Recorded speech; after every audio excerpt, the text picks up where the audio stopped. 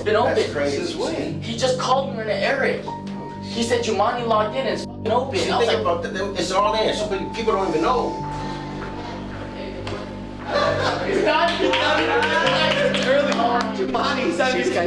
She got guaranteed. God, bro, come on. All right, everybody, it's 9:51. I don't believe any of the other computers are. Money's in early. The first one in. I'm on a late night drive, been driving straight from Oregon to Los Angeles, and I'm on the Ventura County part of the 101, and it's about like 4:30 in the morning. See the flashing lights, they pull me over, and I was keeping my weed in a Crown Royal bag at that time. I didn't realize that it was sitting next to me on the passenger seat, and so I pulled me over. I didn't hide it. The guy goes over to the passenger seat window, roll it down, says, "Hey, you been drinking? What's going on?" I'm like, "What are you talking about, man? You know, I haven't been drinking." He says, "Oh, well, what's this Crown Royal bag you got in your passenger side seat?" And I was like, "Oh, man." And he's like, "Well," he said, "there's no alcohol in there, is it?" It's like, "No." He's like, "Well, what's in it?" And that all, started the process. And they took me off the street. They, went through my car, searched everything. They found all the weed that I had, and fortunately, it wasn't a felony amount, but there was a misdemeanor amount, and they cited me. That was a source of embarrassment for many years, personally. I didn't, tell anybody about that, and I never would have thought it would have been something that would have helped me, in the long run at the time. But yeah, that was a difficult situation. I'm Jumani Redway. I was the first application that was received through the system. I secured the official number of 59 in place. The war on drugs was predatory. Man, I'm at a position right now where I'm happy and I'm mad. It's going to be 1992 all over again. We allowed 802 people to take financial risk to participate.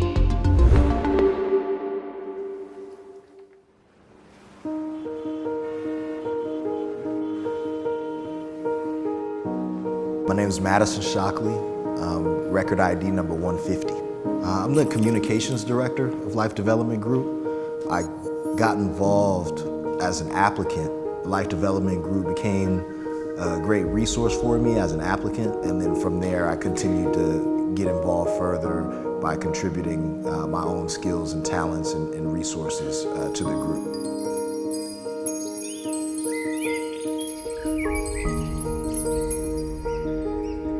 Life Development Group actually happened very organically. Years ago, I had always used the name Life Development Group because one thing that I saw in my community, and I've been raised, both of my parents are community activists. And one of the things that I've always been taught is that as you are growing and getting yours, you must give back to your community. And so I had always had this concept of formulating a group of folks that could go in the community and help build and develop. And as I started looking into the social equity program, I realized how hard those policies would be to adhere to. Today, we're kicking things off by putting a spotlight on social equity. The world's largest cannabis market is developing a program to help communities disproportionately affected by marijuana criminalization laws. The program aimed at giving retail licenses to the communities historically harmed by marijuana laws, eliminating some of the traditional barriers to open a small business. The program targets low-income residents with cannabis arrests or convictions, hoping to right the wrongs of the war on drugs.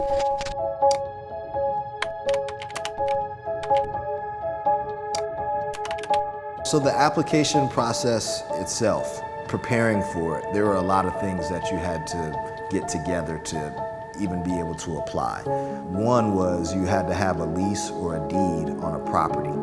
That was one of the harder aspects of preparing for the application, because obviously to qualify as a social equity applicant, you have to be low income. As somebody low income trying to rent a commercial storefront in the city of Los Angeles is really a steep challenge to overcome. On top of having a a lease or a deed on a property, you had to sign an indemnification with the city. You had to have a labor peace agreement, a security plan for your dispensary. I really started seeing how it really appeared that this social equity program was being designed to fail. It was impossible for you to put a person that comes from our community and expect them to have a clear understanding of how to operate in a regulated industry. That's when I took it upon myself to say, listen, I need to be proactive as I'm learning these regulations to go back into my community and teach others. We wanted to not only help folks and our people understand the regulations and compliance, but understand the life skills that were going to be needed to be able to be successful in this industry. Life Development Group was responsible for submitting over 20 applications. And in part of our process for preparing for that is we asked every applicant to make sure they had an updated password and they knew exactly what their password would be, because we would use those credentials and would give them to our data entry assistants who actually submitted their applications. At that point, when we asked all the applicants to verify their credentials, some of the applicants came back to us saying their passwords weren't working. The submission day for the applications is on a Tuesday. This happens on a Friday. I didn't know the partner, Steezy, was going to need my password information. That was really problematic because I got locked out of my account. I saw the whole thing crumbling beneath my feet, saying, wow, I'm not going to get this thing because of a password issue. So at that point, we advised them to go to the DCR the morning of September 3rd to have it changed. So on a Friday, they tell me, sorry, the system is down, we don't have any control over it, and it won't be up until it's time to submit the application. The DCR had mixed messaging about whether they would reset passwords or not. So many people who attempted to get their password changed were told that they couldn't until the system reopened. Whereas other people were able to get their password changed at the DCR. So their policy wasn't consistent on that. And I said, wow, there's got to be some other kind of way. And then they kind of leveled with me a little bit and said, well, look, we'll be open at 9 o'clock, but it's first come, first serve, and there's 1,600 people that qualified, so good luck to you. And I'm like, thank you. I'm on my way home thinking like, wow, this thing might not go the way I want it to go. But I said, I do have control over one thing. I can get there early on Tuesday when they open.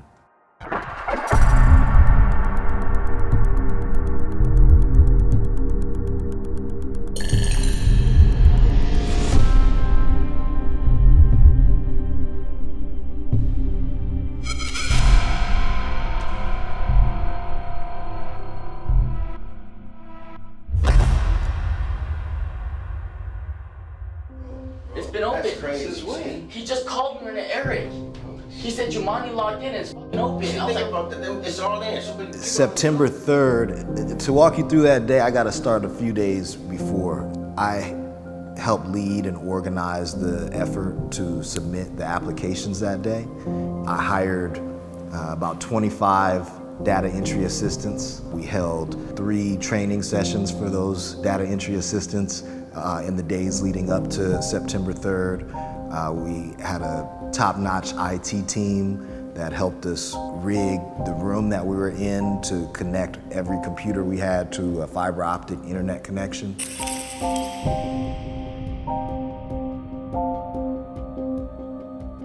Around 10 minutes before 10 a.m., we got a message. I was with the owner of Steezy, Tony Wong. I had just parked my car. I was coming upstairs. I get a phone call from Tony, who's one of the founders at Steezy, and he's like, dude, what did you do? Your application's in. So we raced upstairs to the room where we were submitting the applications to find that indeed one of our applications was able to be submitted 10 minutes early. All right, everybody, it's 9:51. I don't believe any of the other computers at all. Jumani's in earlier. She got here. Bro, come on. This is a special situation with Jumani, so don't think that it's happening everywhere. He actually went down to the DCR and spoke to somebody and was like really on it, because he had like a temporary password change, and I guess that person blessed them. That's what they literally did. They blessed them with the early application. By the grace of God, the application was the first to be received. And he ended up getting record ID number 1 because it was the first application that was submitted that day. I was the first application that was received through the system. The system was open early, not due to our issue, due to the DCR's whatever you want to call it, just what was happening in their office that morning. There was some sort of mishap where that password change enabled his account to be accessed before other people's were.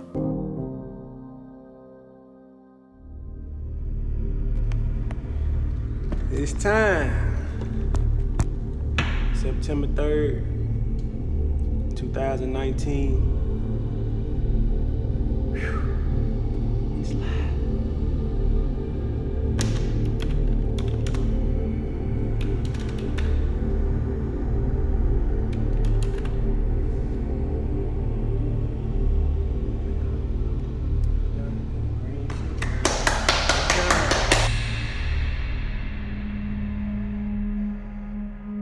The application process on September 3rd originally started out pretty smooth.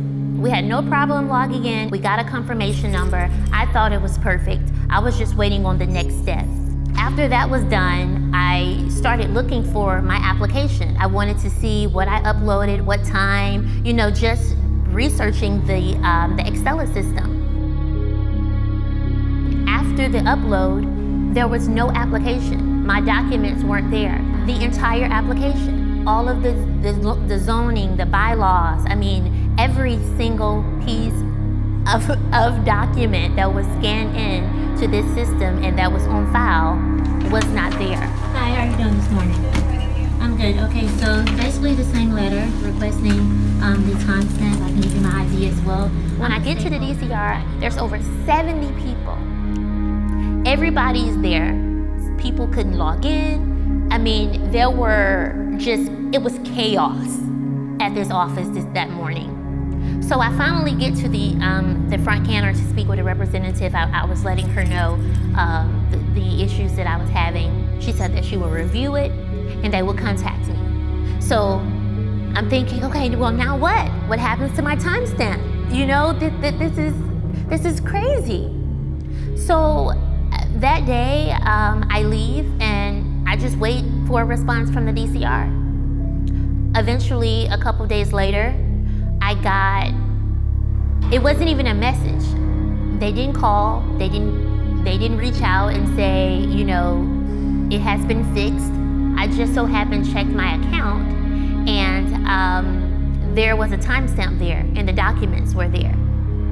So I see the timestamp. I'm really confused by it.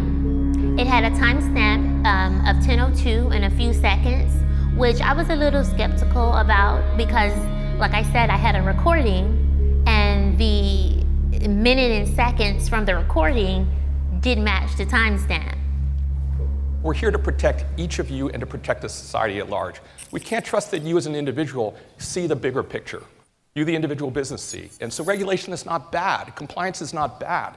Someone has to protect the community at large. Someone has to protect community safety.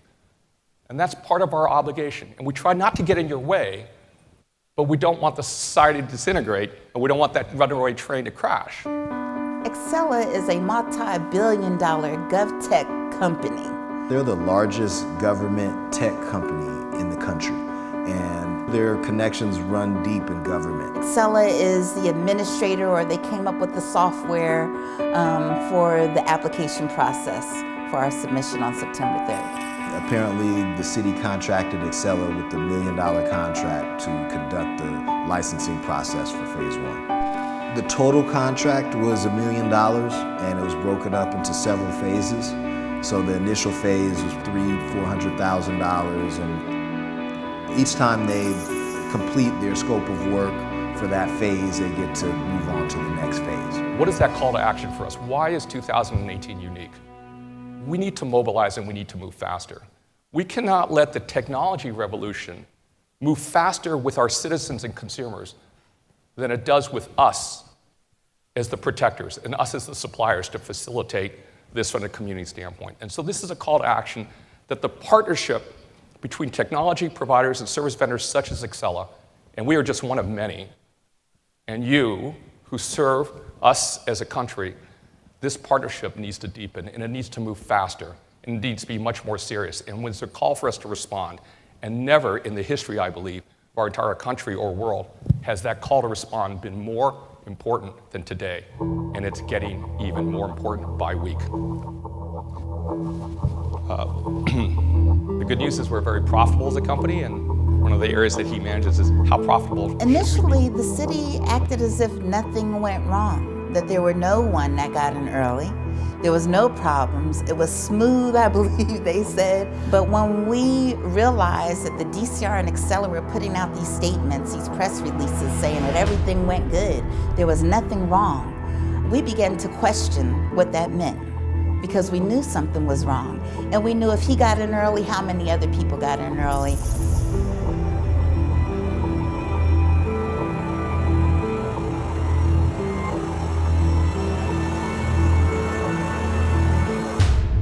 September 6th, they put out an update. And that update said that, everything went fine. Congratulations, that cat was excited and she was very, pleased with the system. Once we started seeing the results after the fact, documents being gone in the uploading process, multiple people who had problems right after the process closed. We knew it was important to start demanding some facts be served to us, and it wasn't until the video. One of the things that we did in preparation was took screen recordings of the application process. As you will notice in the upper right hand of the screen, it is 9:49 a.m. as the screen record illustrates. And so once we showed the video of Jamani getting in early, all of a sudden there was acknowledgement. At that time, they acknowledged that 2 people got in early.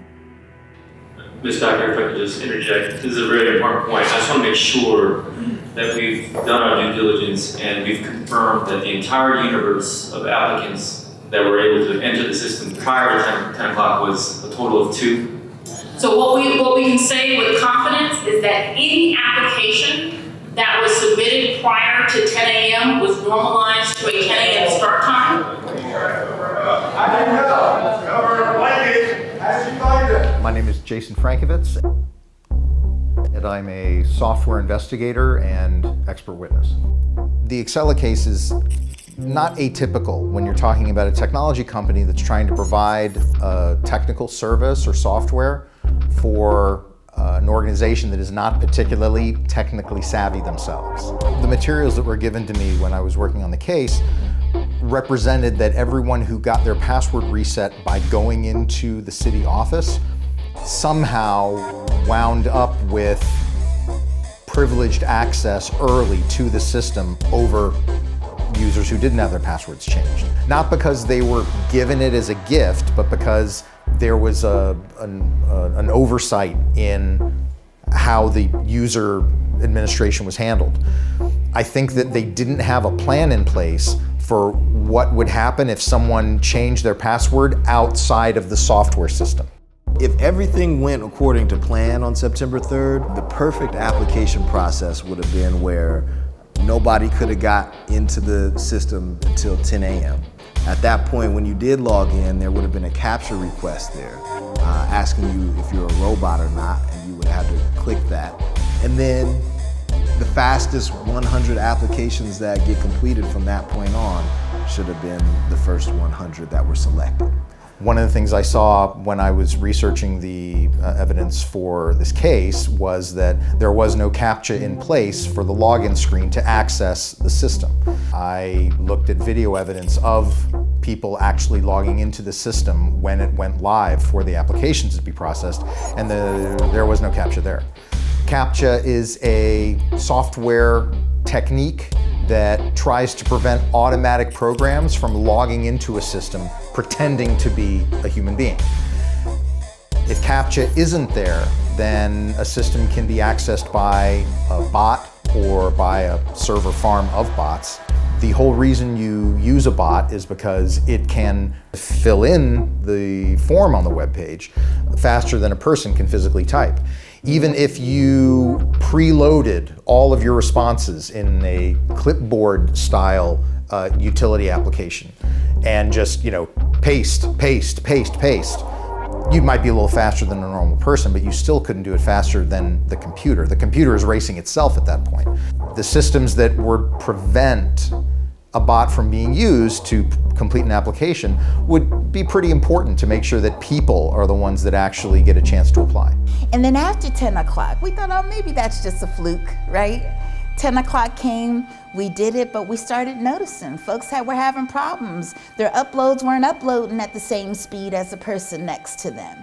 And after 10 o'clock, once everybody submitted, we looked at our numbers, we went back and we looked, half of us did not have files in our folders, where there were at least half the people in this room really thought that there was some horrible mistake happened because the crux of your application were those documents that you had to upload, and we couldn't see them anywhere in our files.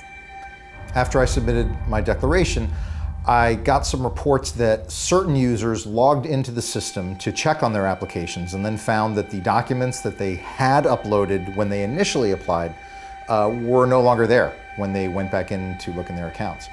So that also sounds like it was something that could have been caught in testing, and it means that either the testing wasn't quite as complete as it maybe could have been, or that it was something that wasn't kind of tested for initially.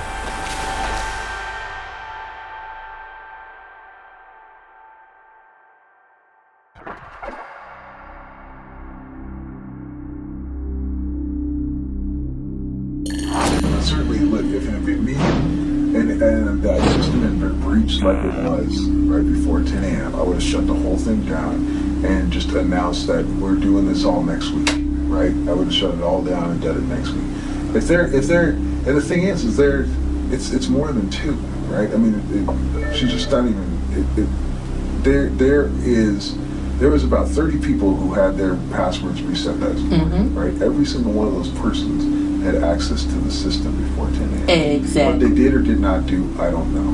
The other problem, which isn't really talked about, is everyone had access to the system 30 seconds before 10 a.m., right? It wasn't, so if you didn't try refreshing or trying to get in before 10 a.m., you wouldn't have known. But I know from multiple people, right, that people had access before 10 a.m., right? So it isn't just the two. It isn't just the 30 and the two that took advantage of that.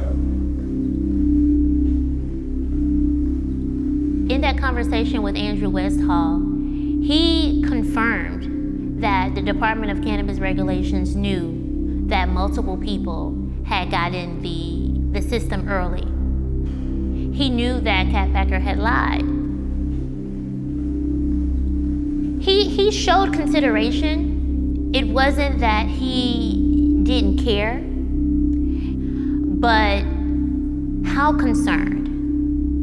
Are you really hearing what I'm saying? I'm telling you that I'm losing everything. I have been paying for a property, and I need to know if I need to keep this property or not. The city told us to get the property. That's why I'm here. Because the orders and the guidelines that I was following was given to me by council and the Department of Cannabis Regulations. So at this point, with all this negative attention, the mayor's office authorized a third-party audit of the process, and that halted everything. So on November 6th, the mayor directed the department to complete processing and invoice the eligible 100 applications, then pause for a third-party audit. The mayor's office is directing the development and implementation of that audit. We don't have further information at this time as to the scope or who specifically is going to be leading that audit. Yeah, and let me just jump in here. My understanding is that the audit is going to be conducted and run through the city administrative office, or the CAO's office. So it's not going to be the department. It's going to be the CAO's office that's going to be handling and overseeing.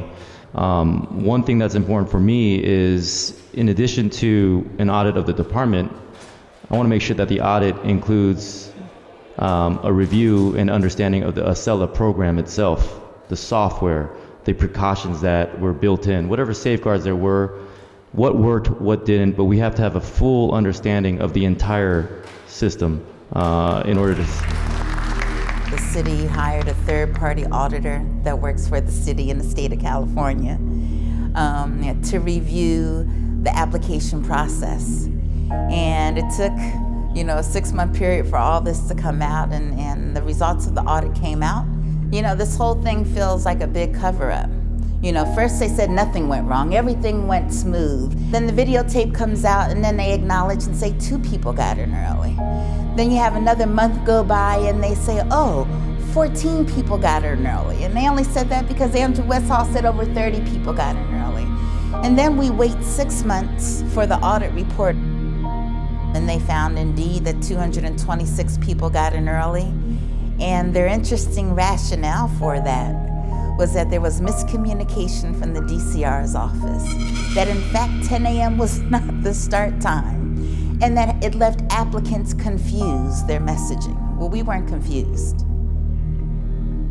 There was meeting after bulletin after email that told us that the start time was 10 a.m. And so the findings of the audit was that because the DCR confused folks about the start time, we think that the process was fair and equitable and carry on, and we'll fix those little minor changes in the next round of licensing.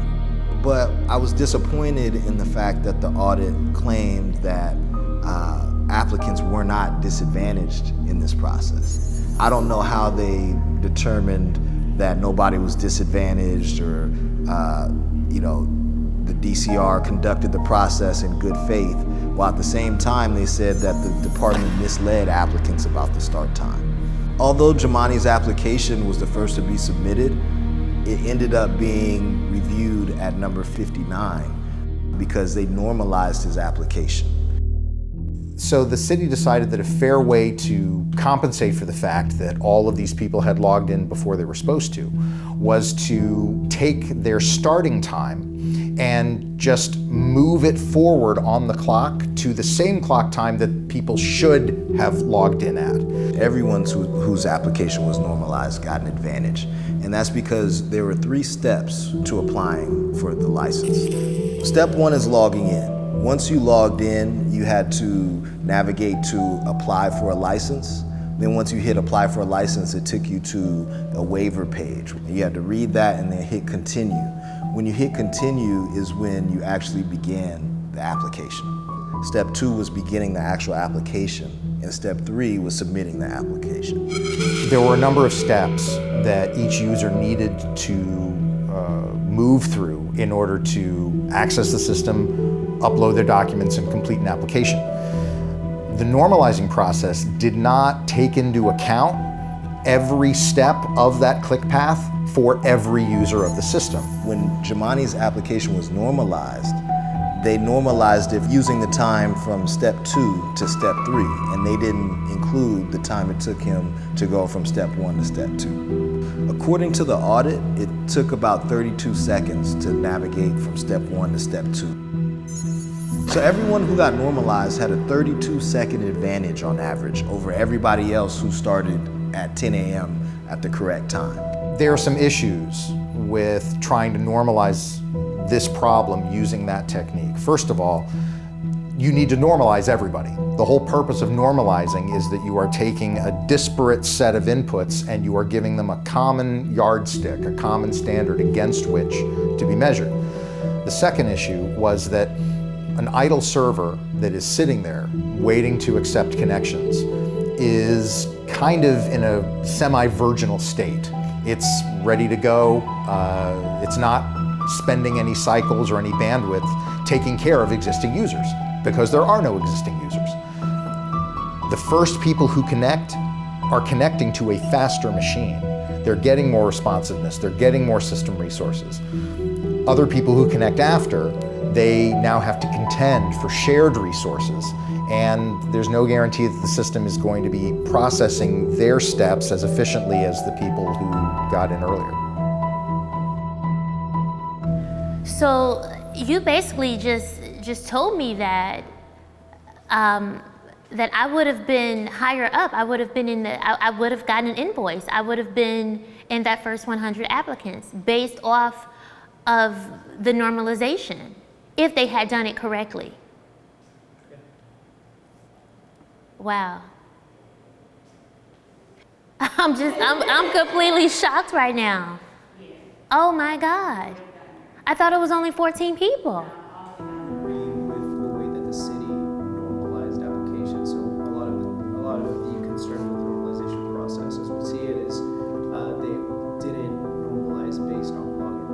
I am not personally familiar with the people who've done the research on that, so whoever is doing the research, or however that research was done, I can't really comment on that. I just know what the city has said that they've done. What do you think should be done about the other applicants, the rest of the 802 who have submitted with property and have been paying rent for all these months, and what do you think is a solution to make things fair?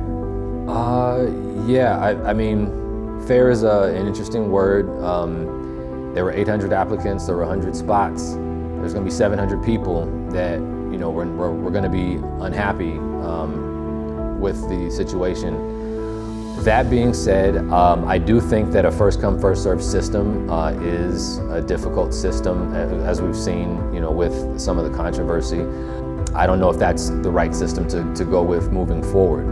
This is the first phase of social equity, so I think we need to continue with this phase. In round 2 of phase 3, we need to take the things that we've learned, the best practices, the things that worked. We need to focus on that. The things that didn't work, we need to find new solutions. And then we have to take what we can from that and continue to improve upon that. And so we can't get too caught up in trying to be perfect. Perfect is an idea that we have, but it doesn't really exist, right? It's an idea, and we base what we want to move toward that perfection. We try to practice that perfection, but we need to be satisfied with what is best, right? Because if we keep on trying to go back and say, oh, this is the best we can do, I want to be perfect, you'll keep on, you'll never get there, because perfect's an idea that you have in your mind. I would say to those who say the city did their best, I'd say they're a little short-sighted. You cannot tell me that if you have a race and a person gets off the starting line first and early, you say, well, the guy did his best, he hit that starter gun. Well, that just happens. That happens in no other arena, and no other business, and no other race. And this was a race that you will have, that if you start early, you're rewarded for starting early. And there were 226 people that started early. And so to me, you must correct the errors before you move forward. All these flaws were supposed to be prevented. They weren't supposed to be able to take place in the first place. Accela should have had security that wouldn't have allowed people to get in early. And the sad thing is that they made this mistake that affected all these people, but then never owned up to it and actually have actively been covering it up. So instead of them paying a price for their negligence and their mistakes, the little guys, the social equity applicants, are paying the price. And so this is really a fight between, it should be a fight between Accela and the city, because Accela really did the city wrong, but instead the city is covering up for Accela at our expense.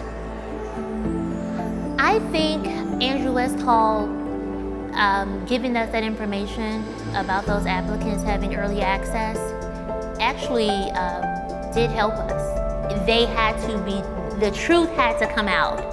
If that information was not out, I think they would have lied I don't even think there would be an audit. I ask myself, how do they expect people who they have constantly lied to believe that they actually did the audit in the way that they should have? The next steps is that we gotta stand for truth and justice. You know, the only course that we have now is to file suit against the City of Los Angeles. We have spent 2.5 years watching them change policies and regulations, watching them dismantle the social equity program, not just about this licensing, about the community reinvestment, about community benefits agreements, about the social equity worker mandate. None of those things have happened. The program has been dismantled. The integrity is no longer there for the intent of the social equity program. And so the only just course is to get a judge to intervene and to look at the evidence and to have the correct remedy. I mean, I could have been just like all those applicants. My application was a few technicalities away from being thrown away. What this whole thing taught me is just to keep pushing on. We're here. The foundation has been built. Is it a perfect foundation? No, but is it reason to want to tear the whole thing down? I don't think so. I think we can repair any of the cracks in the foundation and we can build a fantastic pyramid here in this city, and we need to just, you know, continue to do that and push forward. This lawsuit doesn't stop the process from going forward. The city has decided to continue with the process as is, but we do have a court date in September, and we will have a trial to determine whether what they did was correct or not. At that point, if we win our lawsuit, then the city will have to come up with a new solution, a remedy for the problem. What that will mean for the initial 100 applicants that were selected, I don't know. So a lot of applicants on both sides of the 100, right? So you say, hey, all this protesting, all this action is actually counterproductive. What would you say to those people who are saying that continuing to fight for number one is just a waste of time? To the applicants and their investors that are saying that, you know, continuing to protest and ask for accountability for round one is a waste of time and delaying the process, I would say that defending round one as being legitimate is delaying the process. I think we knew on day one that the process was not legitimate. And I think the applicants that are fighting for the process to move forward as is are hindering us all. They're providing legitimacy for an illegitimate process. So after experiencing this miscarriage of justice, we really saw that there was a need to unionize and have a for us by us, an organization that represented the interests of social equity applicants. And so we formulated that, the Social Equity Owners and Workers Association, a coalition of social equity applicants who said this is enough, we want things to be right, we want policies to be right, and the first thing that we must do to make sure this is right is to file a lawsuit. We cannot allow this to just go on and we'll fix it in round two and not deal with the issue of the fact that the first 100, this first 100 was supposed to be for people who were holding on to properties, and none of those things happened. And so that's why the lawsuit was filed, and you know, we believe that once you have a non-biased third party, a judge that enters in and looks to see what went wrong, that they'll administer justice and then we'll move forward. And to me, that should be all 802 applicants' stance, not just the folks that didn't get in. We all want a fair process because we want the city of Los Angeles to be an example for this nation.